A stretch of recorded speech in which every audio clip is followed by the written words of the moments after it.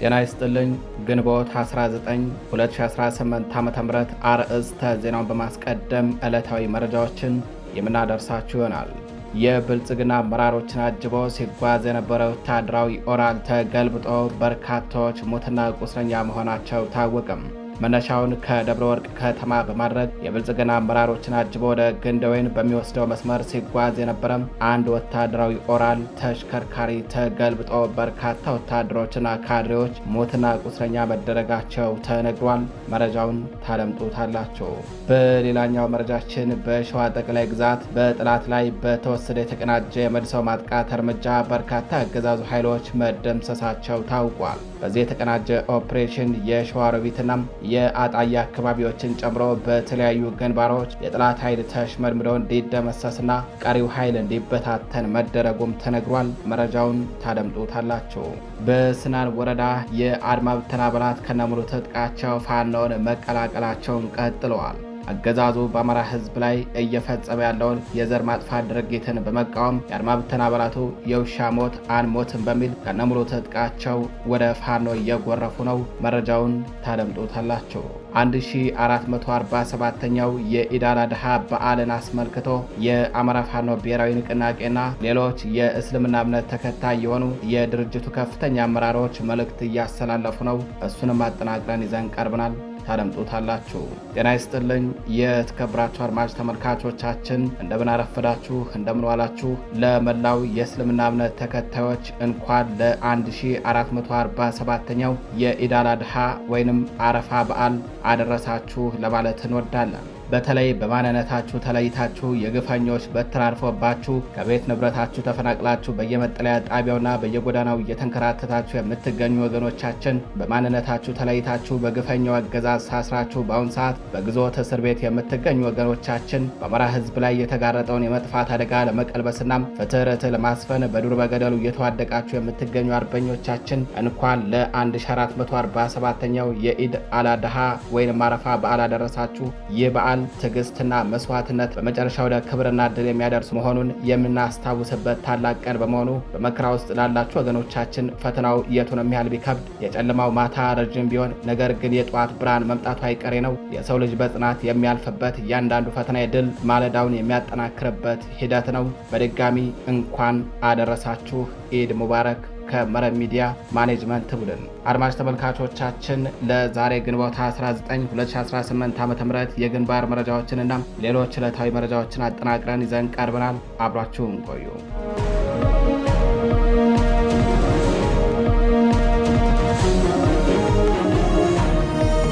የተከበራችሁ አድማጭ ተመልካቾቻችን ወደ ቀዳሚ መረጃዎቻችን እናልፋለን። በቅድሚያም 1447ኛውን የኢድ አል አድሃ በዓልን አስመልክቶ ከአማራ ፋኖ ብሔራዊ ንቅናቄ የተላለፈ የእንኳን አደረሳችሁ መልእክትን ወደ እናንተ የምናደርስ ይሆናል። የአማራ ፋኖ ብሔራዊ ንቅናቄ 1447ኛው የኢድ አል አድሃ በዓልን ምክንያት በማድረግ ለመላው የእስልምና እምነት ተከታዮች የእንኳን አደረሳችሁ መልእክት አስተላልፈዋል። ንቅናቄው በተለይ በየግንባሩና በየጦር ሜዳው ለሚገኙ ሙስሊም አመራሮቹና አባላቱ አክብሮቱን ገልጾ በዓሉን ከህልውና ትግሉ ጋር በማቆራኘት እንዲከበር ጥሪ አቅርበዋል። ንቅናቄው በመግለጫው የአረፋ በዓል ትዕግስትና መስዋዕትነትን በመጨረሻም ወደ ክብርና ድል የሚያደርሱ መሆናቸውን የምናስታውስበት ታላቅ ቀን ነው ያለ ሲሆን የነቢዩ ኢብራሂም የማይናወጥ እምነትና ጽናት ዛሬም እውነትን ለያዙና ለህልውናቸው ለሚታገሉ ወገኖች ትልቅ ትምህርት መሆኑን አስታውሰዋል። ንቅናቄው በዓሉን አስመልክቶ ባስተላለፈው መልእክት አማራው ሙስሊም ሆነ ክርስቲያን የተጋረጠበትን የህልውና አደጋ ለመቀልበስ በሃይማኖት ልዩነት ሳይበገር በአብሮነትና በአንድነቱ ለጋራ ዓላማ መቆም እንዳለበትም አሳስበዋል። በዓሉን ሲያከብሩ በአገዛዙ የተፈናቀሉትን፣ በዘር ማጥፋት ጦርነት ምክንያት አደጋ ላይ የወደቁትንና በችግር ላይ የሚገኙ ወገኖችን በማሰብ ድጋፍ እንዲያደርጉም ጥሪ አቅርበዋል። ወቅታዊ ጫናዎችን ለመቋቋም የሁሉንም ወገኖች እጅ ለእጅ መያያዝ ወሳኝ መሆኑን በመግለጫው ተመላክቷል። የአማራ ፋኖ ብሔራዊ ንቅናቄ የአረፋ በዓልን ለሚያከብሩ ሁሉ መልካም በዓል ይሁንላችሁ በማለት የበዓል መልእክቱን ቋጭቷል።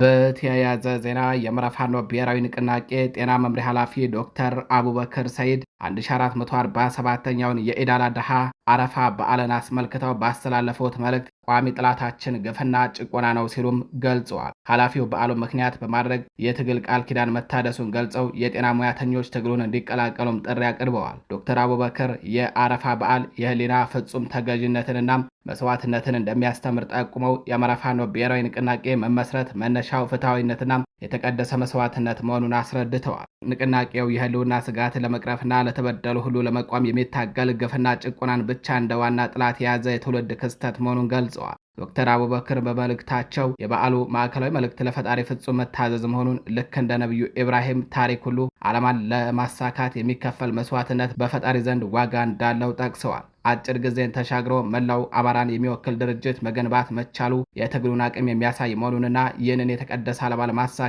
በዓሉ የቃል ኪዳን መታደሻ መሆኑን አረጋግጠዋል። ዶክተር አቡበክር አክለውም ክቡራን የጤና ባለሙያዎች በተለመደው የትግል መንፈስ የድርጅቱን የትግል ጉዞ እንዲቀላቀሉ ጥሪ አስተላልፈዋል። ዘመንና ትውልድ ተሻጋሪ የሆነ ዓላማ ሰንቆ የሚታገለው የአማራ ፋኖ ብሔራዊ ንቅናቄ ትግልን መደገፍ የሁላችንም የህሊና ግዴታ ነው ሲሉ መልእክታቸውን አጠቃለዋል።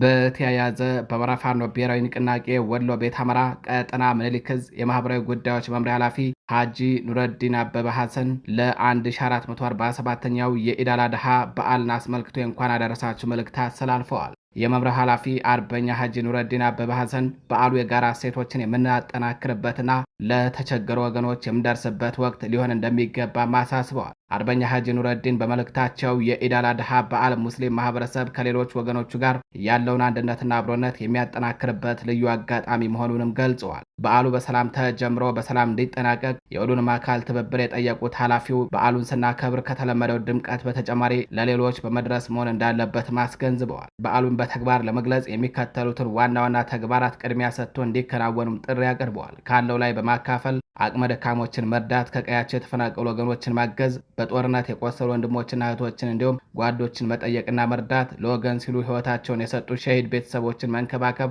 ጧሪና ቀባሪ የሌላቸው አዛውንቶችን እንዲሁም በጎዳና ላይ የሚኖሩ ሕፃናትን፣ አዋቂዎችን መደገፍ ይገባል ሲሉ ጥሪ አቅርበዋል። የኢድ አል አድሃ በዓል የአብሮነት የአንድነትና የመረዳዳት በዓል ነው ያሉት አርበኛ ሐጂ ኑረዲን በዓሉ ለሁሉም የሰላም የደስታ የፍቅር እንዲሆን በመመኘት መልእክታቸውን በኢድ ሙባረክ አጠቃለዋል። የተከበራችሁ አድማጭ ተመልካቾቻችን ወደ ሌሎች መረጃዎቻችን እናልፋለን። የብልጽግና አመራሮችን አጅበው ሲጓዝ የነበረው ወታደራዊ ኦራል ተገልብጦ በርካቶች ሙትና ቁስለኛ መደረጋቸው ታወቀ።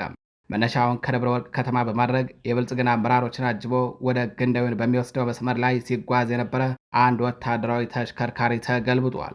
ይህ ተሽከርካሪ በደብረ ወርቅ ከተማ ሲያካሂዱት የነበረውን የምርጫ ቅስቀሳና የድጋፍ ሰልፍ ሲያስተባብሩ ያሉ የብልጽግና አመራሮችን አጅበው ከሚጓዙ በርካታ ወታደራዊ ፓትሮሎችና ኦራሎች መካከል አንዱ ነው። በርካታ የመከላከያ ሰራዊት አባላትን ጭኖ የነበረው ይህ ወታደራዊ ተሽከርካሪ መንገድ ላይ በመገልበጡ ምክንያት በውስጡ የነበረው የሰራዊት አባላት በርካቶች ሕይወታቸው ማለፉንና ለከባድ ጉዳት መዳረጋቸውም ተነግሯል። ምንም እንኳን የጉዳቱ አጠቃላይ መጠን በዝርዝር ባይገለጽም በቦታ የነበሩ አምቡላንሶች ጉዳት የደረሰባቸውን ወታደሮችን ወደ ሆስፒታል ሲያመላልሱ መታየታቸው ታውቋል። አደጋው የደረሰው ትናንት ግንቦት 18 2019 ዓ.ም አመሻሹን ነው።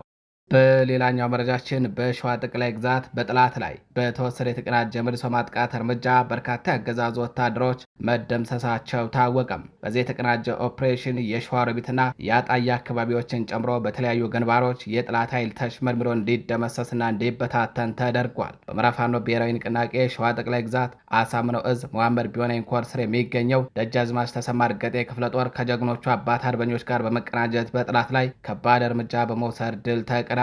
ስርዓቱ የጨረባ ምርጫውን በግዳጅ ለማስፈጸምና በንጹሃን ላይ ጭፍጨፋ ለመፈጸም ከሸዋሮቢትና ጣየ ከተማዎች በጎንዜ ተራራና ልዩ ዞኑን ተገን በማድረግ ወደ የለን ቀበሌ ያንቀሳቀሰውን ቅጥረኛ ሰራዊት በአናብስቶች እርምጃ ተወስዶበት ተሽመድምዶ ውሏል። በክፍለ ጦሩ ስር ከታደለ ወርቁና መሐመድ ስንዴው ብርጌድ በተውጣጡ አርበኞች አማካኝነት በነፌጣና በስውር ጅረት በኩል የተንቀሳቀሰው የጠላት ኃይል የፋኖን በትር መቋቋም ሲያቅተው በንጹሃን አርሶ አደሮች ላይ የጭካኔ በትሩን አሳርፏል። ጠላት ከሸዋሮቢት ከተማ በጀነራል መርፍ በመደብደብ የጎለጓዲሳ ጎጥ ነዋሪ የሆኑትን አሰፋ የተባሉ አባት ከህፃን ልጆቻቸው ጋር ማቁሰሉን፣ የአርሶ አደሩን ከብቶች መጨፍጨፉን የክፍለ ጦሩ ህዝብ ግንኙነት ገልጿል። በድንጋጤና በፍርሃት የተዋጠው የጠላት ሰራዊት በመድፍና በሞርተር እየተኮሰ ወደ ሸዋሮቢት ከተማ እግሬ አውጭኝ ፈርጥጧል። በሌሎች ግንባሮች በተመሳሳይ ድል ተመዝግበዋል። ከአጣዬ ወደ አላላ ቀበሌ ወደ ብርቂቶና ሸረፋ የተንቀሳቀሰው ተጨማሪ የጠላት ኃይል የአካባቢው አባት አርበኞች ቀድመው በመመከትና ከሰዓት በኋላ በመልሶ ማጥቃት እርምጃ በርካታ ወታደሮችን ደምስሰው ድል ተቀዳጅተውበታል። እንዲሁም ከመንዝማማ ሞላሌ ወረዳ ለምርጫ ቅስቀሳ ወደ መለያና ይገም ተንቀሳቅሶ የነበረው የጠላት ኃይል በአባት አርበኞች ስልታዊ ቀለበት ውስጥ ገብቶ ከባድ ኪሳራን ተከናንቧል። የምዕራብ ፋኖ ብሔራዊ ንቅናቄ አሳምነው እዝ የጥላት ኃይል በየትኛውም የሸዋ አካባቢ ለወረራና ህዝብን ለማፈናቀል በሚያደርገው እንቅስቃሴ የእዙ አርበኞች በሚወስዱት የጸረ ማጥቃትና የመልሶ ማጥቃት እርምጃ ከባድ ኪሳራን በማከናነብ ለህዝባቸውና ለህልውና ትግሉ ያላቸውን ዘብነት ድጋሚ እያረጋገጡ ይገኛሉ ብለዋል። አድማጭ ተመልካቾቻችን ወደ ሌላኛው መረጃችን እናልፋለን። በስናን ወረዳ የአድማ ብተና አባላት ሙሉ ትጥቃቸውን ይዘው ፋኖን ተቀላቀሉ። በጎጃም የብልጽግና ሰራዊት የሞራል ውድቀትና የመዋቅር መፈራረስ ተባብሰው መቀጠሉን ተከትሎ ስርዓቱን የከዱ ወታደሮች ቁጥር በየዕለቱ እየጨመረ ይገኛል። በአማራ ፋኖ ብሔራዊ ንቅናቄ ቴዎድሮስ ዕዝ 206ኛ ኮር ስር የሚንቀሳቀሰው 24ኛ ክፍለ ጦር ስናን ማለትም ረቡዕ ገበያ አካባቢ ተመድበው የነበሩ 3 የአድማ ብተና አባላትን በትላንትናው ዕለት አስከድቶ ተቀብሏል። የብልጽግና ሰራዊት 36ኛ ሻለቃም አንደኛ ሻምበል አባል የነበሩ ስመኘው ዓለሙ፣ ጌትነት ስሜ፣ ጊዜ ያለው አማራ የአማራን ህዝብ በሚጨፈጭፍ እና በሚያሳደድ ስርዓት ጥፋት መዋቅር ውስጥ እንደማይሰለፉ በይፋ በማረጋገጥ ትጥቃቸውን እንደያዙ ፋኖን ተቀላቅሏል። እነዚህ አርበኞች ስናን አባጅሜ ሻለቃን ሲቀላቀሉ በአካባቢ የነበሩ የፋኖ አባላትና ነዋሪዎች ደማቅ አቀባበል አድርገውላቸዋል። ወታደሮቹ በሰጡት ሀሳብ አገዛዙ በህዝብ ላይ እየፈጸመ ያለው የጭካኔ ተግባርና መከራ ይህንን በመቃወምም ህዝባዊ ወገንተኝነታቸው እንዲያሳዩ እንዳስገደዳቸው ገልጸዋል። የአማራ ፋኖ ብሔራዊ ንቅናቄ ቴዎድሮስ ዕዝ 206ኛ ኮር የህዝብ ግንኙነት ክፍል እንዳስታወቀው የሰራዊቱ መፍረስና ወደ ህዝባዊ ትግሉ መምጣት የብልጽግና ስርዓት የመጨረሻው ውድቀት ምዕራፍ ላይ መሆኑን በተጨባጭ ያሳየ ነው ብለዋል። የፋኖ ጀግኖች በየትኛውም ቀጠና የስርዓቱን ተላላኪዎች በመመከትና በመደምሰስ የህዝቡን የህልውና ትግል በጽናት እያረጋገጡ እንደሚገኝም ተነግረዋል። በሌላኛው መረጃችን የአውሮፓ ህብረት የዘንድሮውን የኢትዮጵያ ምርጫ አልታዘብም አለም። ግንቦት 24 2018 ዓ.ም ለሚካሄደው 7ኛው ጠቅላላ ሀገራዊ ምርጫ የዓለም አቀፉ ታዛቢዎች ልዑክ በዚህ ሳምንት ወደ አዲስ አበባ መግባት እንደሚጀምር ተገልጾ ነበረ። የአፍሪካ ህብረት የታዛቢዎች ልዑክ ትናንት በስቲያ አዲስ አበባ እንደሚገባ ያረጋገጠ ሲሆን የምስራቅ አፍሪካ የበይነ መንግስታት ድርጅት በበኩሉ ከ6 ሀገራት የተወጣጡ 24 ታዛቢዎችን ግንቦት 21 ቀን ወደ ኢትዮጵያ እንደሚልክ አስታውቋል። የአውሮፓ ህብረት ይፋዊ የታዛቢዎች ልዑክ እንደማይልክ በጽሁፍ መልእክት ያረጋገጠ ቢሆንም የምርጫው አጠቃላይ ድባብ የሚከታተለው የተወሰነ የፖለቲካ ባለሙያዎች እንደሚልክ ተጠቁመዋል። በ1997ቱ ታሪካዊ ምርጫ 319 የዓለም አቀፍ ታዛቢዎች በመሳተፍ ከፍተኛ ቁጥር ያለው የዓለም አቀፍ ታዛቢዎች ተመዝግቦ የነበረ ሲሆን በዘንድሮው 7ኛው ጠቅላላ ምርጫ ግን እስካሁን አፍሪካ ህብረትና ከኢጋድ ውጭ ሌላ ይፋዊ የዓለም አቀፍ ታዛቢ መኖሩ አልተረጋገጠም። የተከበራችሁ አድማጭ ተመልካቾቻችን ወደ ጎረቤት ሀገር መረጃችን እናልፋለን። በሰሜን ዳርፉር ገበያዎች ላይ የሄሜቲ ጦር በሰነዘረ የድሮን ጥቃት 21 ሰዎች መገደላቸው ተነገረም። በሰሜን ዳርፉር በሚገኙት አልቲናና ኮርኖይ ከተሞች በሚገኙ የገበያ ማዕከላት ላይ በተሰነዘሩ የድሮን ጥቃቶች ቢያንስ 21 ሰላማዊ ሰዎች መገደላቸውንና ሌሎች በርካታ ሰዎች መቁሰላቸውን የአካባቢውን ምንጮች ዋቢ በማድረግ ሱዳን ትሪቡን ዘግቧል። በምዕራብ ሱዳን እየተባባሰ የመጣውን ወታደራዊ ጥቃት ተከትለው በተከታታይ 2 ቀናት ውስጥ የተፈጸሙት እነዚህን ጥቃቶች የፈጸመው የፈጣን ድጋፍ ኃይሎች መሆኑም ተገልጿል። የአካባቢው ምንጮች ለሱዳን ትሪቡን እንደተናገሩት ሰኞ ዕለት በኮርኖይ ገበያ ላይ በተሰነዘረ የፈጣን ድጋፍ ኃይሎች የድሮን ጥቃት ቢያንስ 5 ሰላማዊ ሰዎች የተገደሉ ሲሆን 4 ሰዎች ደግሞ ለከባድ ጉዳት ተዳርገዋል። በጥቃቱ 10 በላይ የሚሆኑት የንግድ ሱቆች ሙሉ በሙሉ ወድመዋል። ይህ ጥቃት የተፈጸመው እሁድ ዕለት ከቻድ ድንበር አቅራቢያ በምትገኘው አልቲና የድንበር ከተማ ገበያ ላይ ከተሰነዘረ ተመሳሳይ ጥቃት ማግስት ሲሆን በአልቲና በደረሰው ጥቃት ቢያንስ 14 ሰላማዊ ሰዎች መገደላቸውን የአካባቢው ነዋሪዎች ገልጸዋል። እነዚህ ጥቃቶች የተሰነዘሩት በዳርፎር ቀጠና በፈጣን ድጋፍ ኃይሎችና በሱዳን ጦር መካከል ያለው ውጊያ በበረታበት ወቅት ነው። የፈጣን ድጋፍ ኃይሎች አልቲና፣ ኦምባሮና ኮርኖይን ጨምሮ በሰሜን ዳርፉር የሚገኙትን የቀሩትን የወታደራዊ ይዞታዎች ለመቆጣጠር ሰፊ ዘመቻ በመክፈት ላይ ይገኛሉ። እንደ ዘገባው ከሆነም የፈጥኖ ድጋፍ ኃይሎች ባለፈው መጋቢት ወር አልቲና ገስግሰው የነበረ ቢሆንም በሱዳን ጦርና በአጋር ቡድኖች አማካኝነት ወደኋላ እንዲያፈገፍግ ተደርጓል። አሁን የተሰነዘሩት የድሮን ጥቃቶች በሳራፍ ኦምራ፣ በኬብ ካቢያ፣ በኤልጀኔና እንዲሁም በኩልቡስ አካባቢዎች ከፍተኛ የፈጣን ድጋፍ ኃይሎች ወታደራዊ ክምችት መኖሩን ከሚያሳዩ መረጃዎች ጋር መገጣጠማቸው በቻድ ድንበር ላይ አዳዲስ የምድር ላይ ጥቃቶች ሊሰነዘሩ ይችላሉ የሚል ስጋትን ፈጥሯል። የአልቲና ከተማ ዳርፉር ከምስራቃዊ ቻድ ጋር የሚያገናኝ ወሳኝ ንግድና የሰብአዊ እርዳታ መስመር በመሆኑ ስትራቴጂካዊ ጠቀሜታ እንዳለውም ይታመናል። የተከበራችሁ አድማጭ ተመልካቾቻችን ለዛሬ ግንቦት 19 2018 ዓ.ም ይዘናቸው የነበሩት ዕለታዊ መረጃዎቻችን እነዚህን ይመስላሉ። በሌሎች አዳዲስ መረጃዎች እስከምንገናኝ ቸር ቆዩ።